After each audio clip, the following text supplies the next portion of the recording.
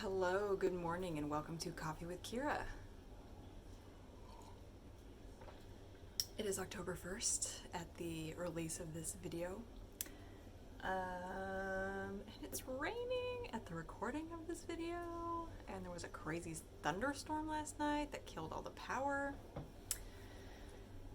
The power was still out as of when we woke up, so we went and got some coffee and a delicious little orange bun. It was like a kunamon, but it was like monkey bread. It's like a kunama. I don't even know if I'm saying that right. Kunama, monkey bread, orange, sugary, delicious, but like so much butter. Oh my god, so good. At Stobel. There's something in my eye. Excuse me. But yeah, it's been raining all morning. The power is back, obviously. I got all dressed up in my October stuff. My cute little earrings, which I made out of Shrinky Dink. Let me know if you're interested in owning a pair of these. I can make more, and I can sell them to you. I'm wanting to make more in general anyway, like some little UFO ones, because Shrinky Dinks are fun. Anyway, let's get into some knitting. I've been painting as well. I've made some progress. This is the first sweater I ever knit. I made it 4 years ago now? Is that right? Yeah. It would be 4 years ago. Let me get myself comfortable here. Cross my legs on my chair. Okay. So yeah, I'm also wearing some, let's see if I can do this. I'm wearing my fun Halloween stripy socks. There are spiders on the leg. I don't know if you can see those little bobble spiders. It's hard to see with the self-striping, but and this actually isn't self-striping yarn, but that's what it does when it is on a small circumference. Looks like it's self-striping. Anyway, so I'm all decked out in my Halloween stuff. I'm still working on this Christmas sock. I picked it back up. This is self-striping. It's also really uncomfortable, like with the stellina in there, and it's kind of a rough yarn. The gold stellina, you see all those sparkles? It might soften up after I block them, we'll see. But anyway, this is just like an ongoing in-between project. I'm not really working very diligently on that. Since I finished my sweater though, I picked back up this hat. And I'm making progress. It is difficult to see. This really isn't the best yarn for the pattern, like at all. Does not really show it off well. Let me see if I can find a decent example and see if I can. Can you see that at all? Maybe. Yeah, this is a terrible yarn for this project. I was originally, this is all one Jacob sheep. I was originally going to, it might look better as I do more. Probably not though. It's really rough and rustic, so it doesn't show off the cabling well. Also the light is bad maybe. It's also like half of a shape, so we'll see. But I want to use up the rest of this yarn, which is a gorgeous, gorgeous, squishy, beautiful yarn. And I originally got it with the intent of making an all-over cabled like fisherman sweater, but I'm glad I didn't because it obviously does not show off cables super well.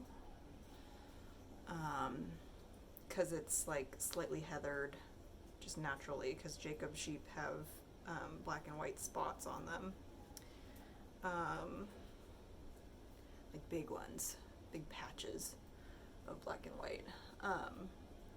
But anyway, it is a gorgeous yarn. I made myself a sweater, I made Hazel a sweater, I've put it in a couple other things, but it's so soft for being so rustic. I love it. But I figured out what I did wrong in the pattern before, and now I am off to the races, although I haven't picked it up in more than a week. Maybe not that long, because I didn't share last time. I guess I worked on it, I don't know what time is. So there's some knitting progress happening. So in art news, I have lots of things. What do I have? I'm in 2 virtual exhibitions, which is super exciting. One of them opens today. I'll put links. Today being the 1st when you are watching this. Well, when this is released. And then one, I don't remember what the dates are on the other one, but one is called Reimagined Landscapes, and one is called Vivarium. And yeah, it's exciting. 2 pieces in there. I'll put links, like I said, so you can see my work with all the other pics. I got to approve my pages for the Studio Visit book volume 2, which is so exciting. So fun to see my stuff in like preprint. Crazy. And then what else? Open Studios is happening soon. Yeah, so this coming Friday night from 5 to 7 p.m. is the reception. I will be there.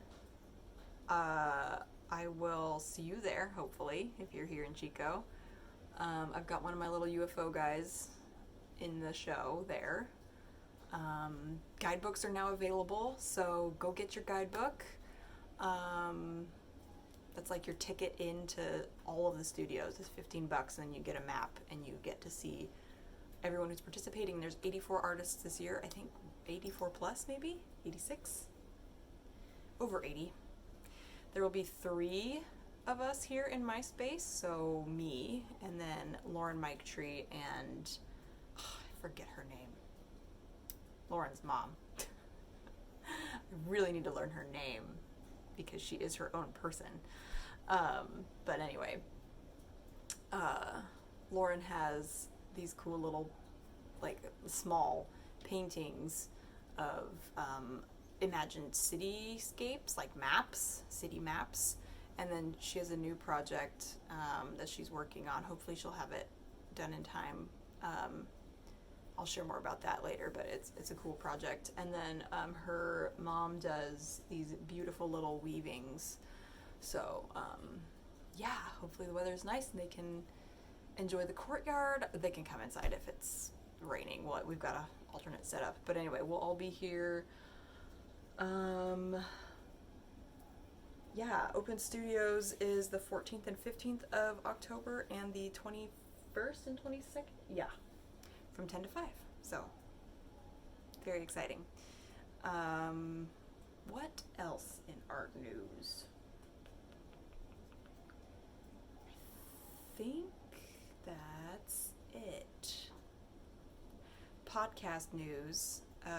I am still fundraising for the last 2 episodes that we made,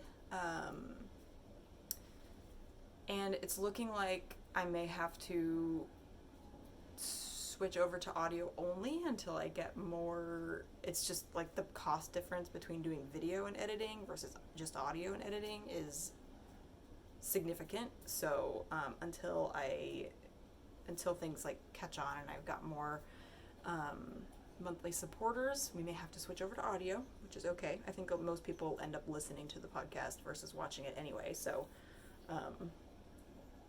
yeah, so I do want to get some more episodes scheduled for recording. People are asking to be on the podcast, which is exciting. And another reason why I really want to like get things rolling and get more people in and interviewed. So that's exciting.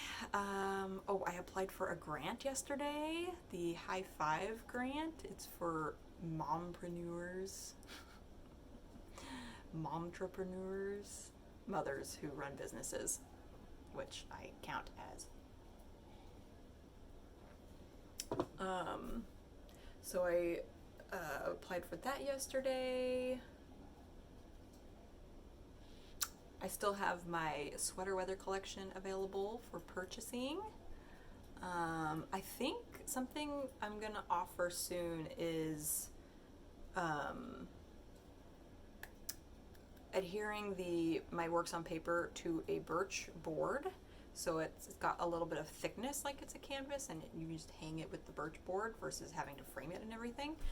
I personally like that look. I might pick one to sacrifice for the cause, and you can also frame a birch board too. So if you wanted to put a frame around it, you totally could. I think it's only like 1/2 inch thick. So if you find a deep enough frame, that would totally work. Yeah, so I think I'm going to offer that as well. And yeah, that's, you can see my ring light in my glasses. That's all the things I have going on. It's a lot of things. I have been really this week feeling like I'm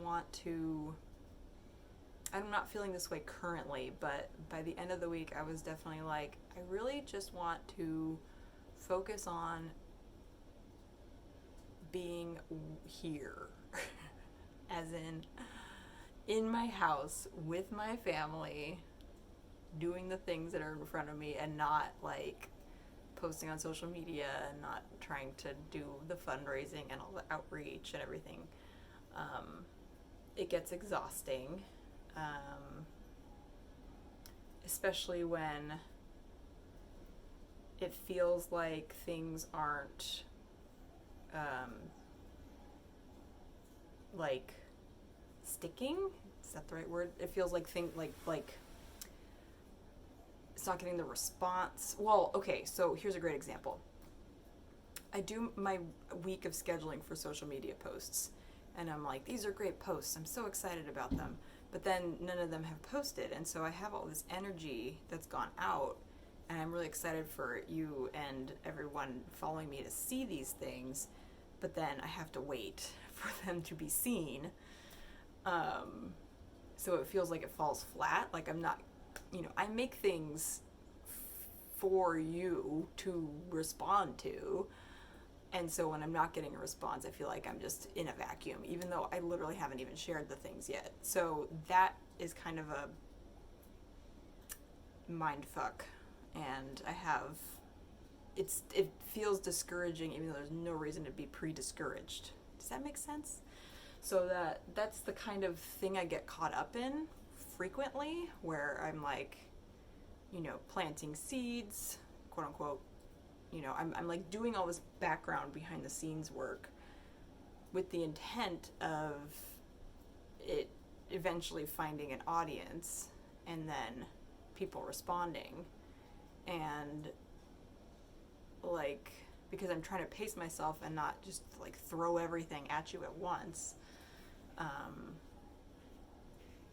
it just kind of feels like there's a dissonance, cognitive dissonance, I guess. So,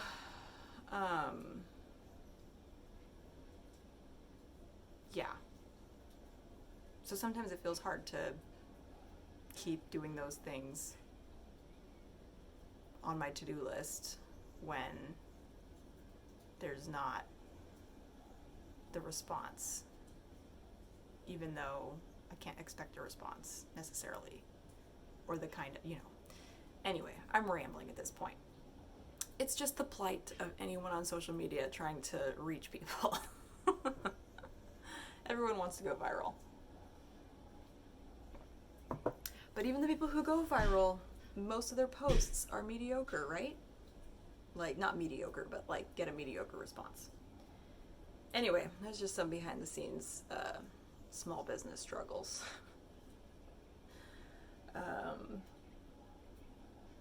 But I've been